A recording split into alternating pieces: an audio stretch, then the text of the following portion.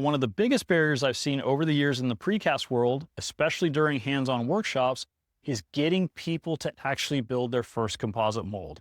I knew this going in, but I found that we were probably spending too much time fabricating patterns and not nearly enough time doing the thing that everyone actually came to learn, pulling molds from those patterns. But it wasn't just happening in workshops.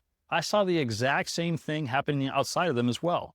People would decide that they wanted to get into composites, build a fiberglass mold, realize they needed to start with a pattern first, and then discover just how much work actually goes into making a really good one. Things get busy, project stalls, and eventually they just decide to skip the whole thing altogether, just make the mold directly. Look, I get it. Unfortunately, that becomes a vicious cycle. They never really experience what's possible because the barrier to getting started is simply too high. That's exactly why I started developing Catalyst. Not because I wanted to create another product, but because I wanted to eliminate one of the biggest sources of friction I kept seeing over and over again.